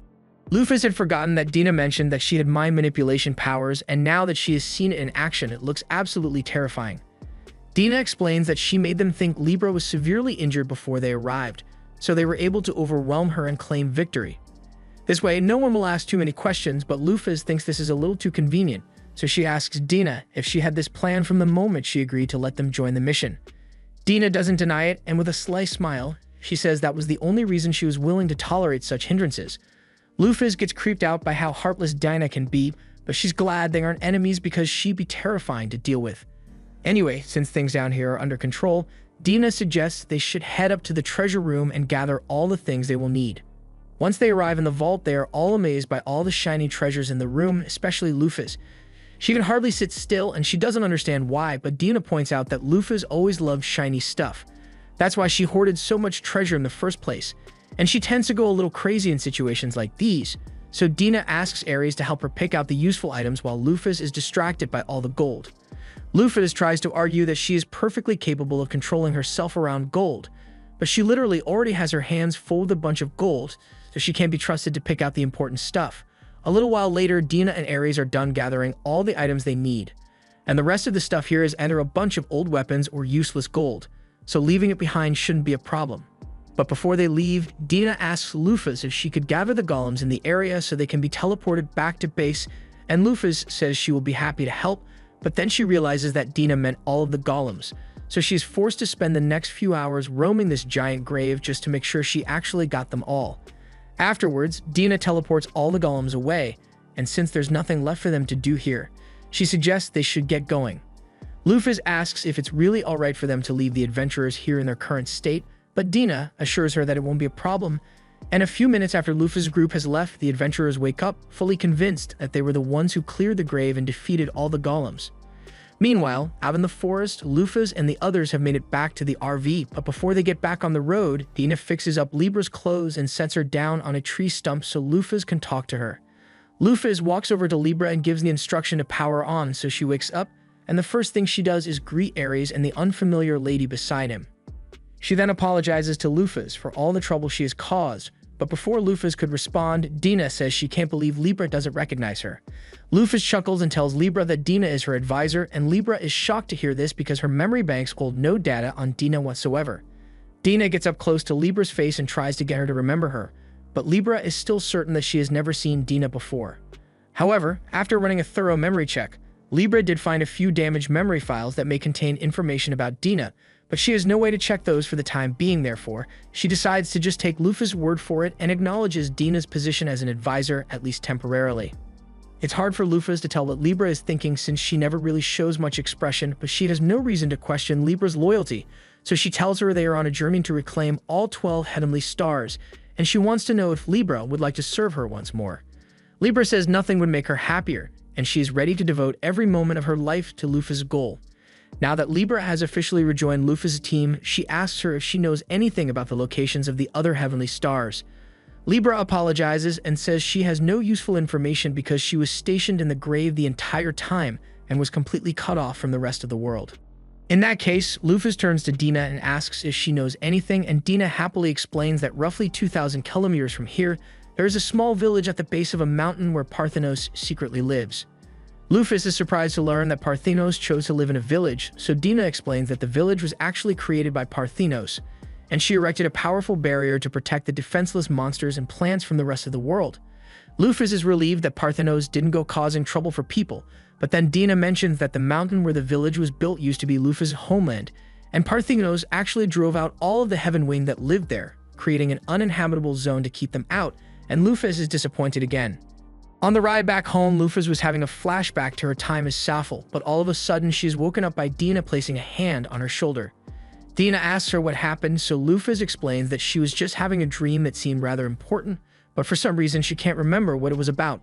She decides to just focus on her current mission, so she asks Dina how much longer it will be before they get to their destination. They've been driving for a while now, so it shouldn't take much longer, but Ares has a few questions. Like if Parthenos drove all the other Heaven Winged out of Vanaheim, then where did they go? Dina explains that the Heaven Winged are currently living in Gjallarhorn, which was founded by one of the 7 heroes, Merak, the Sky King. Lufus gets the feeling that she won't get along well with the rest of the Heaven Winged given her character backstory. But if Merak is there, she needs to check if he remembers something from the time they played the game together. By nightfall, the group arrives outside the city of Gjallarhorn, and since all the buildings were constructed around the cliff face, walking around it is bound to be a nightmare. Ares wonders why it is so plainly segregated into black and white sides, so Dina explains that the nation is suffering some civil turmoil and has split itself into 2 factions. Lufus asks what she means by that, so Dina explains that the Heaven Winged who have wings of pure white think they are better than everyone else, and it caused a huge civil uproar among the rest of the people. Lufus asks why Merak hasn't calmed things down already, so Dina explains that Merak is trying to maintain neutrality to stop the fighting on both sides, but he hasn't been able to control them. Ares recalls that the persecution of the Dark Winged was prohibited during Lufus' reign, which Lufus finds odd since she doesn't have any memories of issuing such an order. Dina goes on to explain that once Lufus was gone, the White Winged used the opportunity to claim superiority over the Dark Winged, and the Dark Winged fought back, which is why we have been fighting for the past 200 years. Lufus feels like this was kind of her fault, so she plans to do something about it, but since the average lifespan of a Heaven Winged is over 1,000 years, many of them must have personally met Lufus 200 years ago, so they are bound to recognize her face if she goes into town like this.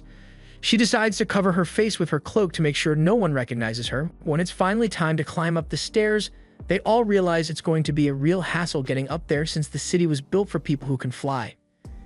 Ares really isn't looking forward to all the walking he's going to have to do, but Libra tells him there's no need to worry because she has the perfect solution in mind. She activates her jet mode, and before Lufus can make any objections, she grabs everyone before flying up to the dark side of the city. They all make it there safe and sound, but the sound of a jet engine this late at night woke all the Dark Winged in the neighborhood up, so they all come out to see what the ruckus is about. Lufus yells at Libra for making so much noise this late at night, but Libra doesn't actually care about the feelings of people aside from Lufus, so she sees no problem with what she did. The crowd is still really confused, so Dina introduces herself as a free trader and tells everyone that these are her companions. Lufus then apologizes for the disturbance they caused, and she assures the residents that this won't happen again. The people here seem pretty nice, and one of them happens to own an inn, so he invites Lufus and the others to spend the night if they are still looking for a place to stay. Lufus decides to take him up on his offer since Ares seems to be quite tired, and later that night, she is laying in bed when she has a terrible nightmare. It was a flashback into Lufus' backstory where she was being mistreated by her father. Apparently, a bunch of neighborhood kids had been picking on her, but nothing was done about it until she fought back. Now her father was beating the shit out of her and told her to never leave this room again because she was a disgrace to his entire bloodline, all because she was born with dark wings. Her father then immediately went back inside to laugh with all his rich white-winged friends while his daughter was left alone in the dark shed with no food to eat. She hated how unfair her life was, but there was at least one person who still cared for Lufus. Later that night, Lufus' mother snuck out to the shed to check on Lufus and bring her some food. Even if it's not much, Lufus was really grateful to at least have something to eat, and her mother felt terrible about the conditions Lufus was being forced to live in, but there was nothing she could do about it, especially with how sickly she had become. Lufus hugged her mother, told her everything was going to be alright, and warned her that if she didn't get back inside soon, her father was going to notice. Lufus offered to walk her back inside to make sure she got there safely, but on the way she encountered her father, who was appalled that his wife had let Lufus out of the shed. He orders her to leave Lufus and come over to him at once, but Lufus knows that that just means he intends to punish her mother, so she stands in front to protect her. However, at this point, Lufus was still too weak to protect anything, so he punched her to the ground and then dragged his wife away, leaving her in the cold rain to wonder why she is always treated this way just because her wings are a different color. She came to the realization that the world is an unfair place, and the goddess of creation wasn't coming to save her anytime soon, so she was going to have to save herself. She ran away from home and vowed that no matter what it takes, she would become stronger and put an end to all the suffering in this miserable world. Just then, Lufus jolts awake and Libra comes to her side to see if she is alright since her heart rate seems to have spiked. Lufus tells her she just had a dream of the past, but it is nothing to be concerned about, so Libra takes her word for it and goes back into sleep mode. However, while she may have said there was no need to be worried, Sappho is actually really worried because he doesn't remember writing that kind of backstory when he created Lufus' character. This, along with the random memories and emotions that have been flowing into him since he arrived, must have been the memories of the original Lufus, and that means this world has real events that exist outside what he created in the game. But if that's the case, then with his soul occupying Lufus' body, he wonders what happened to the soul of the real Lufus. Meanwhile, over in the Demon Lord's castle, the 7 demon luminaries are gathered for a meeting, but they notice that Mars is missing, so they all assume he must have died. They aren't too surprised by it since he was the weakest of the luminaries after all, but they wonder whether Megrez was the one who took him down, or if Ares turned on him. It would be really embarrassing if Mars somehow lost to Ares, but all of a sudden, the luminary Venus walks in and tells everyone that she knows what happened to Mars. Everyone turns to look at her, and they all ask what she's been up to lately because none of them have seen her for a while, so she tells them she's been following the person who killed Mars. They are all surprised to hear this and ask Venus if she knows who the person is, but she says she couldn't get too close without risking her life. But while she didn't get a good look at the person's face, she does recall that they had beautiful black wings. As soon as the other luminaries hear this, the first person they think of is Lufus, but it shouldn't be possible for her to be around since they all know for a fact that she was killed by those human heroes 2 centuries ago. They don't think Venus is lying, but if Lufus really is back, then demonkind is in real danger because even the Demon Lord was scared of facing her alone. The luminaries ask Venus if she knows where Lufus currently is, so she informs them that she recalls seeing Lufus heading towards Gjallarhorn. The luminaries think this is a convenient opportunity since they were planning to head to Gjallarhorn anyway, so the leader assigns Venus and Jupiter to go there and keep an eye on Lufus. The next morning, Lufus and the others head out into town to discuss their plan. Merak is still the ruling king here, but with all the internal strife, getting an audience with him is going to be difficult, so for now, Lufus suggests they should just roam about the capital and gather as much information as they can. Lufus mainly wants to find out what the living conditions of the Dark Winged look like, so she says she will be staying here, and in that case, Dina volunteers to investigate the White Winged side of the city, and Libra takes off to do her own independent investigation. Ares also plans to go gather some information, but before he leaves, there's something he needs to tell Lufus. He says it's about one of the 12 heavenly stars, Agacaros the goat, and a long time ago, he apparently invited Ares to join the demon army, so it is likely that he has allied himself with them. Lufus thanks Ares for telling her, and she says she will go retrieve Agacaros next on the list, but for now, she's going to take a look around the city. She spends the next few hours strolling through the city, and things honestly don't seem that bad around here. But then she comes across a giant black temple. She is curious as to why the people would build a black temple for the goddess of creation, but as she steps inside, she finds a giant statue of herself. Just then, the temple's caretaker approaches, and he can see how confused she is, so he asks if she's new in town. Lufus tells him she's just surprised that the people here would build a statue in honor of the world's biggest tyrant. The caretaker is a little offended that someone would refer to Lufus as a tyrant, but he does understand why some people think that. The rest of the world may see history differently, but to the Dark-Winged, Lufus was and always will be their savior. Lufus is intrigued, so she asks him to explain more about it, and he goes on to talk about how dark-winged beings like himself used to face constant discrimination from those with white wings, and they were forced to live miserable lives in places that amounted to slums. They spent every day living in fear and lurking in the shadows, but Lufus was different. While the rest of them were cowering in fear, she used her strength to prove that she was worthy of respect and recognition. Then she conquered the Heaven-Winged nation and prohibited discrimination altogether, allowing the Dark-Winged to live with dignity for the first time in their lives. That's why they all worship her to this day. Lufus asks if they have forgotten that it was Parthinos, one of Lufus's subordinates, who drove them out of their homeland. And the man does recall that event, but he believes it was the punishment he and the other Heaven-Winged deserved for committing the grave sin of betraying Lufus after everything she had done for them. In fact, they see it as mercy from Parthinos that they weren't all killed on the spot, but if that's how the Dark-Winged feel, Lufus asks what they think of their king Merak. As soon as she mentions Merak's name, the caretaker's face soars because he believes Merak to be one of the worst kinds of fools, a man who calls himself a hero despite the terrible things he has done. Elsewhere in the city, Dina looks like she's waiting for someone, and she is getting frustrated because he was supposed to show up a while ago. Meanwhile, at the same time, Libra is up in the air scanning the facial expressions to see if any of the citizens here have recognized Lufus yet, but there doesn't seem to be anything out of the ordinary.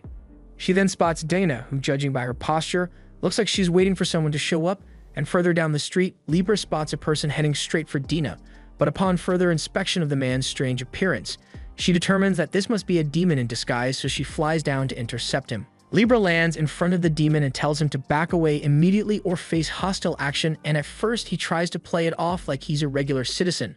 But when Libra tells him she has already seen through his disguise, he drops the act and attacks, so Libra activates her defense protocols.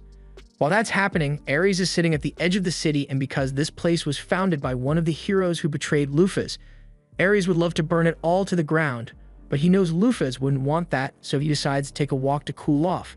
However, after a while, he notices that there's no one else around, and a moment later, a barrier is formed and he is confronted by Agacaros. Meanwhile, Merak is in his castle, having a meeting with the other Light-Winged, and he looks so exhausted because the Light-Winged have been yelling at him to use his power to get rid of the Dark-Winged. Merak initially founded Galahorn to give the Dark-Winged a place to go where they wouldn't be looked down upon by the Light-Winged, but then Parthinos kicked the Light-Winged out of Vanaheim, and now they didn't have anywhere to go, which is why he reluctantly welcomed them into this nation.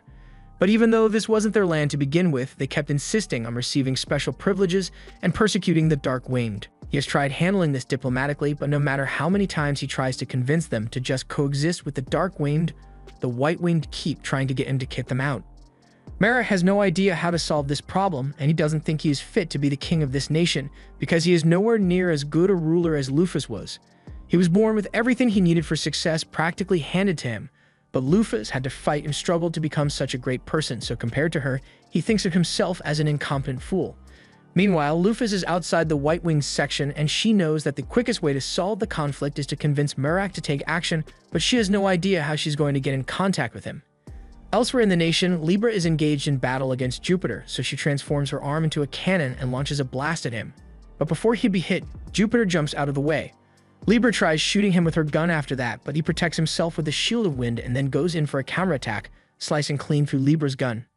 After witnessing Jupiter's fighting style, Libra comes to the conclusion that he must be an element user since he is able to manipulate the wind at will and slice clean through metal, and Jupiter confirms it, but knowing his ability won't make much of a difference.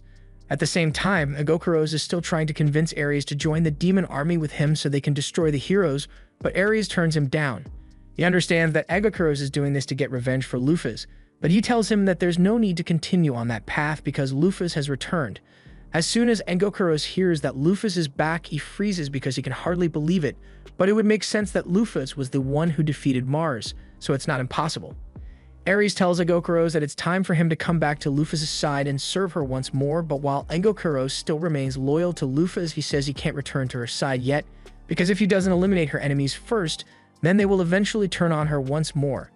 That's why Agacaros' new goal is to destroy Merak's nation along with the rest of the heroes. And once he's done with that, he's going to destroy the demons as well and offer them up as a sacrifice to Lufus. Ares tries telling him he doesn't need to do all that, but Agokuros is too excited to listen, so he teleports away to begin his plan. After he's gone, Ares thinks about the situation for a second, and honestly, he hates the heroes just as much as Agokuros does, so there's no reason for him to want to stop their destruction. But he knows Lufas wouldn't approve of such action, so he wonders whether he should tell her or not. After all, the Light District of the nation is full of scumbags who persecuted Lufas for the color of her wings, so she would be better off if those people perish anyway. He eventually decides to wait and see how people of the Light District act so he can make his decision, and if they turn out to be the same racist jerks who caused Lufas so much suffering, he will let them face destruction. Meanwhile, in the streets of the Lightwing District, the guy Dina is waiting for still hasn't shown up, and she's starting to get impatient, so she starts looking around, and that's when she notices a man nearby who looks really suspicious. She figures this might be a good way to gather some intel, so she follows him down the street until he eventually enters a dark alley.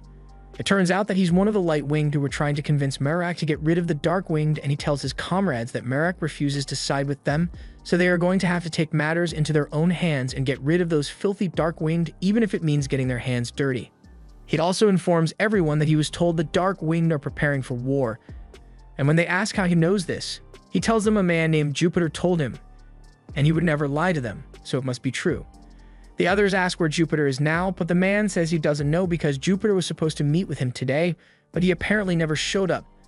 And the man thinks it has something to do with those wingless people who showed up recently.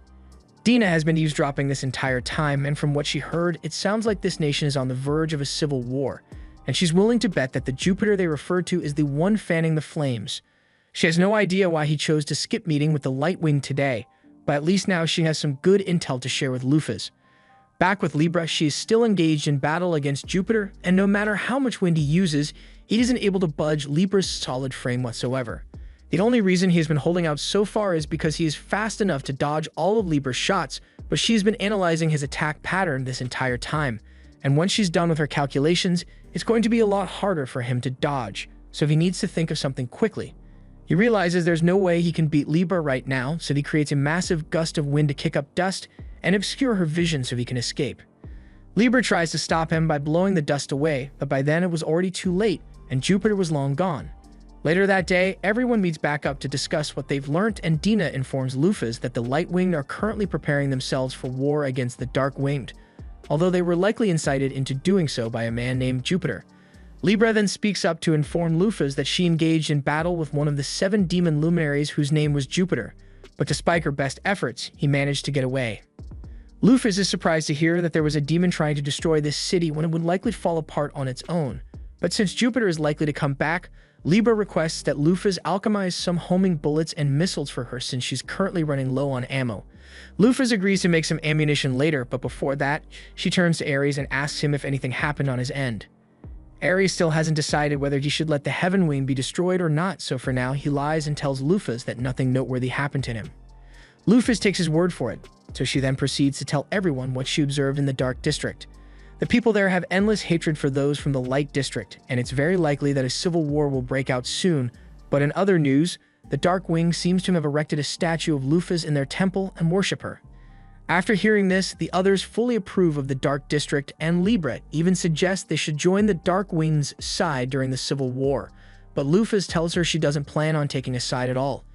If a civil war breaks out, this nation will fall and it will give the demons the perfect opportunity to invade, so they have to prevent that at all costs, and to that end, she asks Libra to capture Jupiter next time she sees him.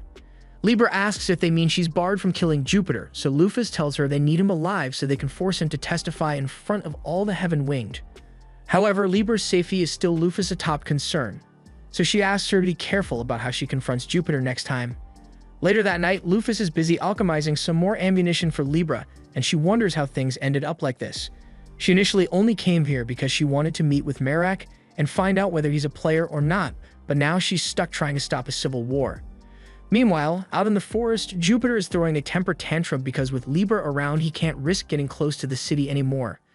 And if she's there, then that means Lufas must also be around, and that puts the whole plan of destroying the city at serious risk. Just then, Venus shows up and asks Jupiter why he's so upset, but he doesn't appreciate the patronizing tone, especially when Venus did nothing to help him while he was being attacked by Libra.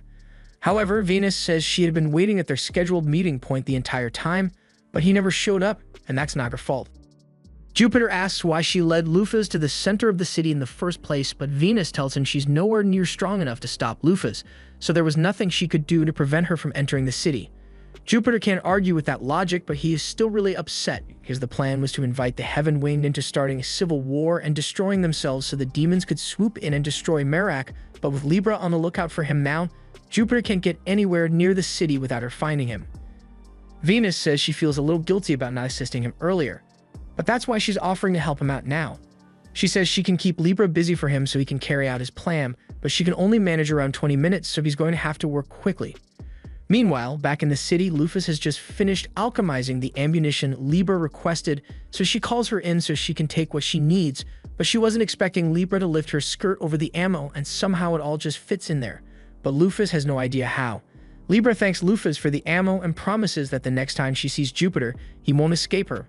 But on another note, Libra asks if she knows where Dina went because her sensors indicate that she's not within a 100-kilometer radius of this city anymore.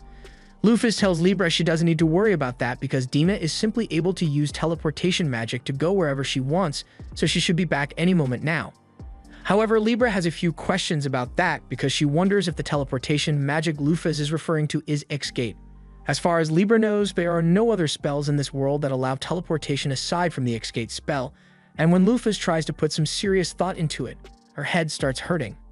There was no such thing as teleportation magic 200 years ago, and such a convenient spell never existed in the X-Gate online game.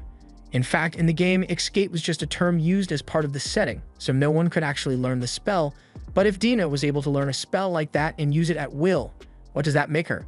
Lufus doesn't understand why she's just now realizing this or why she hadn't questioned Dina's origins and capabilities at all till now. She probably should have done this sooner, but she tells Libra that once Dina gets back, they are going to have a little chat with her.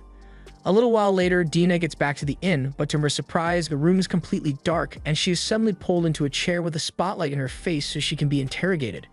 Dina has both memory manipulation and teleportation magic, as well as a suspicious amount of talent and knowledge for someone who used to be an NPC, so there's no way Lufus would have actually forgotten about her if she were in the original game. First, Lufus asks Dina if her teleportation magic is actually the X-Gate spell, and Dina doesn't deny it, which comes as a shock to Lufus though now that she thinks about it. Dina has never really tried to hide her abilities, and Lufus does recall that the X-Gate spell was used to summon her to this world, so it's not like the spell is impossible to use for normal people. Still, it's odd that Dina is able to use it at will, so Lufus asks about her abilities, but Dina gets offended and starts yelling that she worked hard the last 200 years, so she would stand out more, and Dina seems really serious about it. So Lufus decides to drop the case for now. Dina is relieved that Lufus isn't suspecting her anymore, but now that the investigation is over, on a completely unrelated note, Dina mentions that she should be able to transport Libra anywhere she wants with her X-Gate ability. Lufus is surprised to hear that because earlier, Dina said it was complicated to transport other people, but she explains that since Dina is a golem, she is technically an object, so the restrictions of X-Gate don't apply to her. In fact, she suggests they should test it out right now, and Libra sees no issue with this since Jupiter hasn't made a move on the city, and it would be very unlikely that he would launch an attack in the short time that Libra will be gone. She tells Lufus she will be back in roughly 10 minutes, and both Libra and Dina teleport away, but not even 10 seconds later, Jupiter launches an attack and blows up a portion of the Lightwing district. The entire city is engulfed in a cloud of frenzy that causes all the feelings of hate between the light and dark sides to be amplified several times over, and it looks like an all-out war could break out any minute now. Lufus realizes that this is the result of moon magic, not a skill, and since Jupiter uses wind magic, this couldn't be him. She rushes over to Ares to tell him that it looks like there's someone else who desires the destruction of this city besides the demons, and she asks him if he has any idea what's going on here. Ares asks her what she would do if hypothetically this turned out to be the work of one of the 12 heavenly stars, and they were doing this out of loyalty to her. He is concerned that she might be really angry once she finds out this was Agacaros' doing, but while Lufus does say she has to smack some sense into them, she would also be pleased by the expression of loyalty towards her, even if it was misguided. Hearing that makes Ares realize what he must do to make up for not telling Lufus about this earlier, so he says he is going to handle the situation by himself.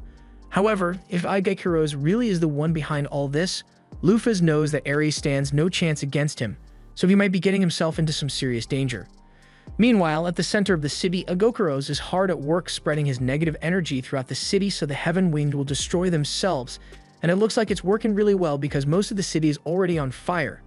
Jupiter is watching from one of the rooftops, and he thinks it's hilarious how easy it was for them to get both sides to destroy each other.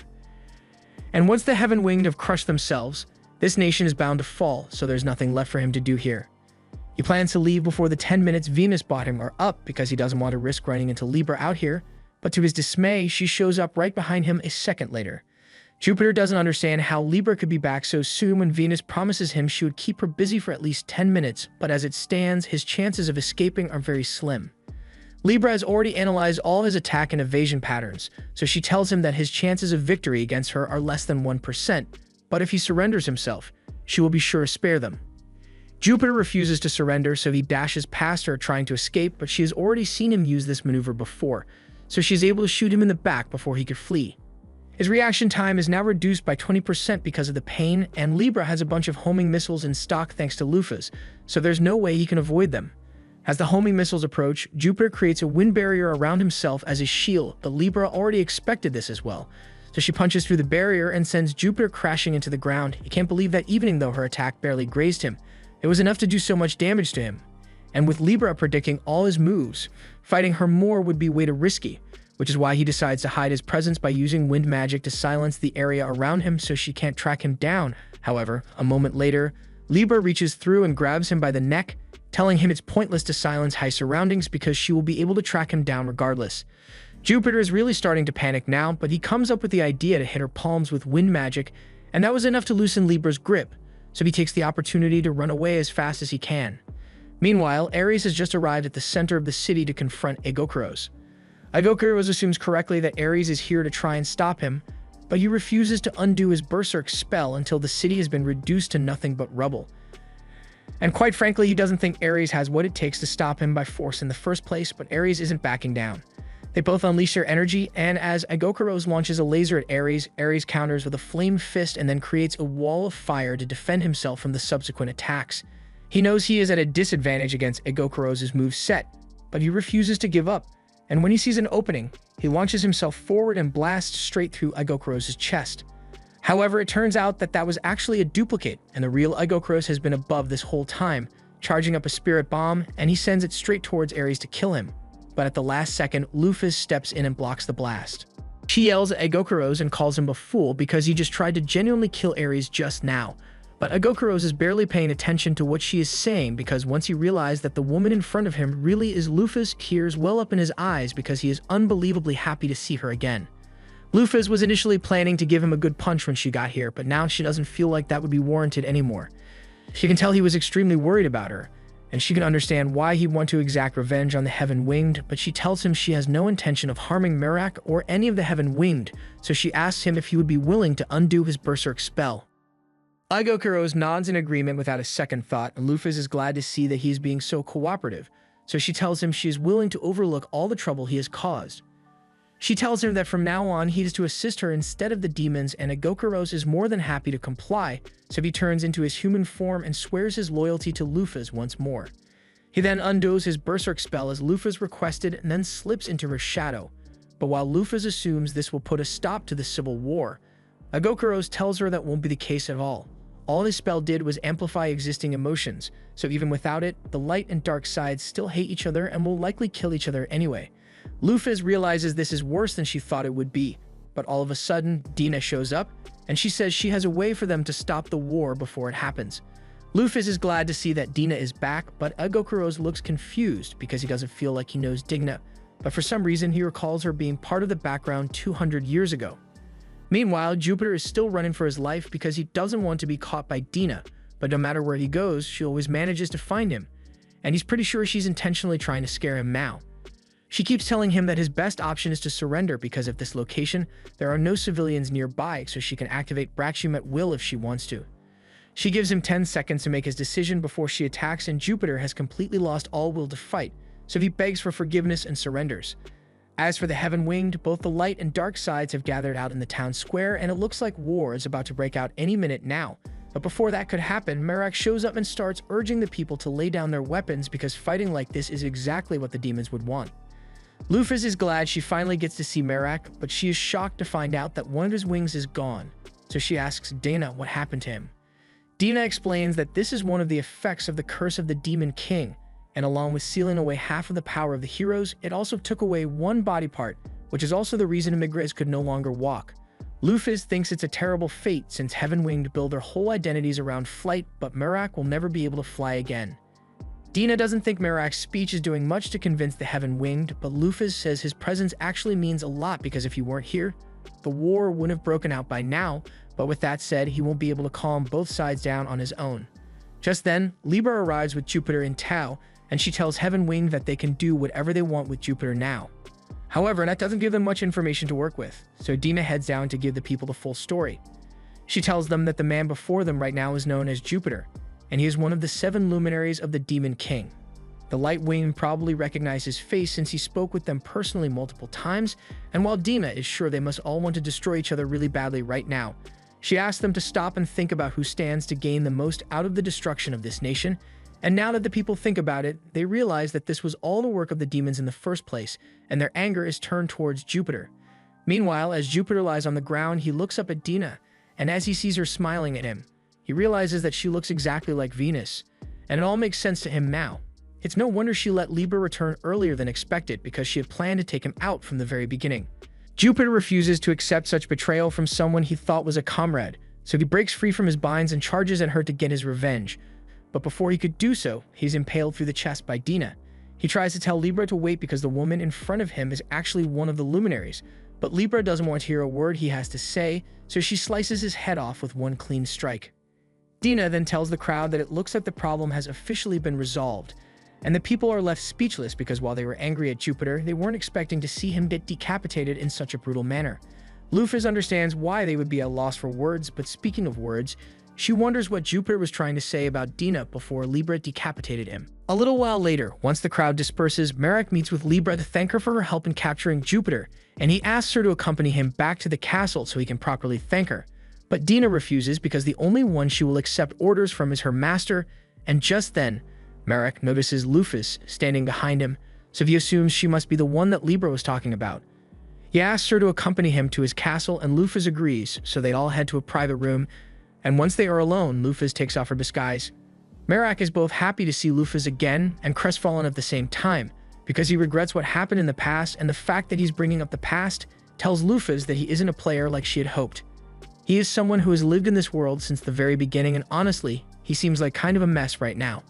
Merak genuinely believes he doesn't have what it takes to be king and that Lufus should have remained their ruler. However, as soon as he says this, a flash of strong emotions comes over Lufus, and even though Safel doesn't have any personal stake in this world, with the narrative he created, he knows Lufus must have had no regrets about her defeat, so hearing Merak call it a mistake would be a slap in the face. She tells Merak to have some pride in himself because for better or worse, he was one of the heroes who defeated her, so this is his nation now, and she won't be offering any advice or helping with anything anymore after this, but she is sure he will be able to handle it on his own. Lufus is a bit embarrassed about her display earlier since she doesn't usually get all heated like that. She asks Libra to delete any photos she might have taken of the moment, but Libra pauses for a moment because she doesn't know what a photo is. Agokuros and Ares are also at a loss because they've never heard of such a thing before, and Lufus assumes things like photos must not exist in this world, but then a memory flashes through her mind, and she recalls that when she first came to this world, she mentioned something about how no one should have any photos of her, and Dina carried on with the conversation as usual, so she must have known what photos were, and if that's the case, and there must be something she is hiding, so she asks Dina to have another private chat with her, and Dina gets a creepy smile on her face. To get right to the point, Lufus asks Dina who she really is because there's no way she is an advisor like she claims to be. Dina admits that she was lying about her identity, but it should have been obvious from the beginning because when Lufus got back and met Dina at the tower, if Dina were really a loyal advisor waiting for her master's return, then she would have at least kept the place clean over the past 200 years, but it still looked abandoned when Lufus arrived. Lufus also knows Dina can't be one of Lufus' former subjects either because if she were, Libra wouldn't have remembered her face right away. Dina confirms that she is neither Lufus' advisor nor her subordinate. She simply knew that Lufus had an NPC with this character design in her tower, so she just made use of that identity to get close to Lufus. The fact that Dina knows of the term NPC leads Lufus to believe that she must be a player just like her. But if that's the case, then why did the others say they recognized her? Just then, Lufus recalls the time Dina once mentioned that she had the ability to implant and alter the memories of other people, so she must have manipulated their memories. Dina confirms this as well, explaining that she implanted memories of herself in Ares when she first met him. As for Agokuros, he had been cooperating with the demons for a long time, so she was able to implant memories in his head when he went to the demon castle. However, with Libra, there wasn't much Dina could do because memory manipulation doesn't work on golems. After all, Libra doesn't have any memory to manipulate, just records, so Dina was really lucky that some of Libra's records were damaged. If Dina was going to such great lengths to implant memories in others, then Luffy worries that there is a good chance Dina manipulated her memories as well, but Dina says she wasn't able to do that. Luffy's will was apparently too strong for her memory manipulation to work, and even if she had tried to implant false memories, it would take a year of constant concentration to make it work. For obvious reasons, Dina couldn't do that, so the only way she could fool Luffy was to take up the position of NPC advisor in her tower. The best she could manage was to slightly nudge Luffy's thoughts to subconsciously keep her from questioning things too much, but she never expected that Luffy would be a player, so that was a miscalculation on her part. Also, to clarify, Dina informs Luffy that she isn't a normal player in the game, she was actually a beta tester. The company apparently hired her to beta test the new half-elf race, which was introduced in an update. And as a perk, she was allowed to view all character data in the game, which is how she knew that Luffy placed an NPC in her tower. That sounds like a complete breach of privacy to Luffy, but that aside, Luffy recalls that Dina mentioned that she manipulated Agokuros' memory while he was at the demon castle, so they must mean she is able to go and come as she pleases. And Dino once again confirms Luffy's theory. Her demon identity is Venus of the Seven Luminaries, and she had planned to continue playing the role of Luffy's advisor a little longer, at least until Luffy and the demons had destroyed each other, but since she has been found out, her only choice is to crush Luffy and turn her into a pawn. Luffy asks if she really thinks she can pull that off when her level is only 300, but Venus laughs and says that's just a fake status screen, and in reality, she's actually level 1000, so she is on par with Luffy in terms of strength.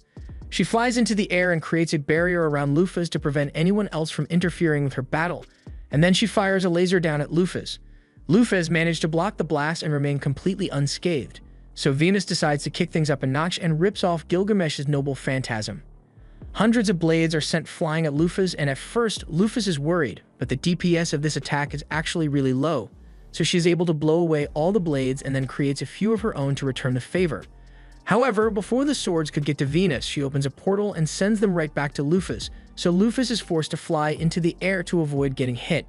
She tries tackling Venus out of the sky, but Venus opens another portal and teleports herself out of the way. She then casts a water spell that causes vines to grow out of the ground and target Luffy, so to counter, Luffy hits them with a thunderous axe kick. She then starts flying towards Venus again, but Venus tells her it's pointless because she can easily teleport herself away. However, Luffy has already started to catch on to Venus's patterns, so as Venus emerges from a nearby portal, Luffy is already there waiting with her fist raised. Venus reacts quickly and slips the punch, buying her enough time to retaliate with a punch of her own. But even though it's a direct hit, Luffy says attacks like that won't work against her.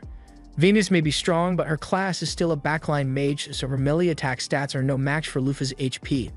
Luffy, on the other hand, excels at physical attacks, so she open palm strikes Venus, sending her crashing into the ground. Luffy asks Dina to give it up already because there's no way she can win. Technically, it's not impossible for a backline mage to be a frontliner, but it would require several countermeasures to be put in place, and Dina never even attempted to use any such countermeasures, so it could only mean one thing. While Dina was indeed a beta tester, she only ever tested the balance of abilities and never went deep into the actual gameplay. After all, there's no reason for a tester to keep playing after they've gotten their character up to max level, so in other words, Dina doesn't know what it means to be a hardcore sweat in these games, and that means Luffy is leagues ahead of her in skill. That said, Luffy asks her to please stop fighting because there's no reason to go on like this.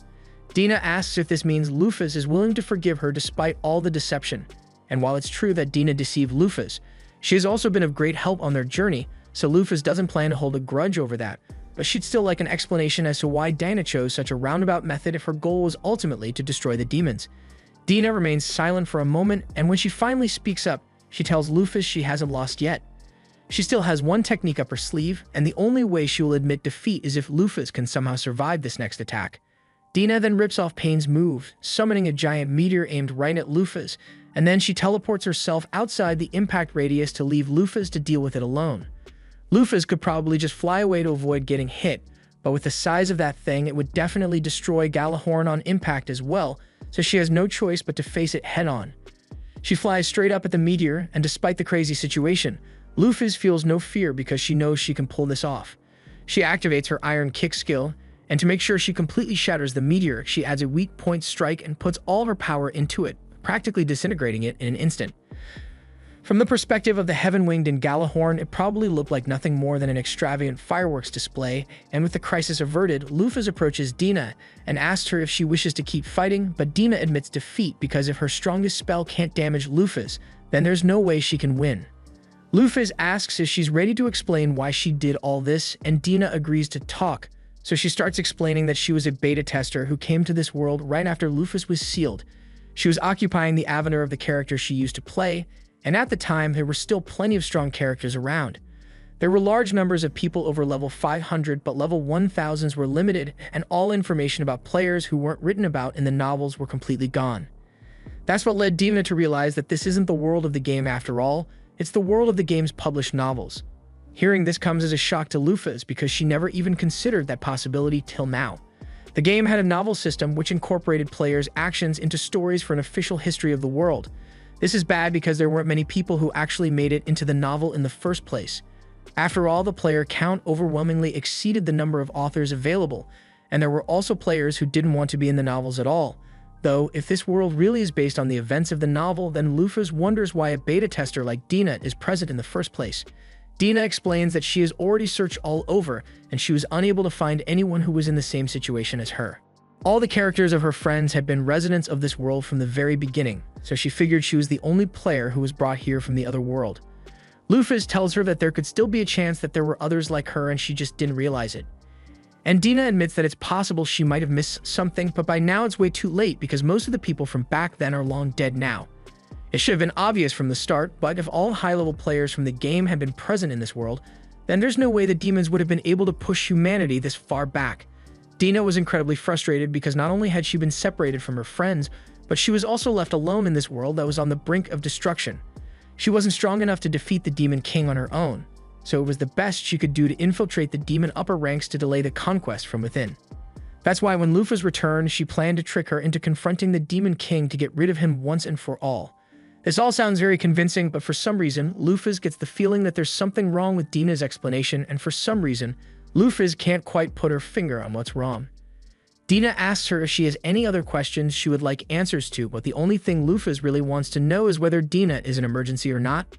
Dina assures Luphys that she is not her enemy, though it would be easy to interpret all her attempts at deception as hostility, so she won't complain if Luphys still thinks of her as an adversary. However, to Dina's surprise, Luphys actually asks her to return and continue being her advisor. Dina asks if she's sure about this after everything she has done, but Luphys doesn't care about that. After all, she still owes Dina for all the help she has provided on their journey. And having a subordinate with secret plots sounds like it would be fun, so Dina is welcome to come back if she wants to. Dina is still in disbelief, so she asks if Luphys is really a player because that response sounded way too in character. Luphys laughs and admits that her players' memories and characters' memories are kind of blending together, so she does act in character a lot. But the main reason she wants to have Dina by her side is because she is just glad to have found someone in the same situation as her. Yes, Dina tried to manipulate her into fighting the Demon King, but Luphys was going to do this anyway, so nothing's really changed. Dina is moved by Luphys' acceptance of her, so she agrees to loyally serve as her advisor until she defeats the Demon King. But moments later, Luphys' subordinates show up and they are concerned about that giant meteor they saw earlier, so they ask Luphys what happened. Luphys can't exactly explain her battle with Dina to them, so she just says she was attacked by a mysterious force. The others don't question it, so Luphys moves on and says they should get ready to leave so they can go get Parthenos. And while they are on the topic, she asks Angokuros if he has any information on the rest of the heavenly stars, and as a matter of fact, he does. He tells her that Scorpius is also working with the demons right now, and Leon is currently waging war against the vampire princess, Benetnash. That sounds like a lot of trouble waiting to happen, but there is actually one more thing Angokuros wants to mention. He heard a rumor among the demons that the kingdom had successfully managed to summon a hero. In the castle of Levitine, we see the royal magicians completing the summoning ritual, and in the center of the circle, a boy appears who looks exactly like your average anime MC. This was the end of episode 10. Subscribe to not miss the next part.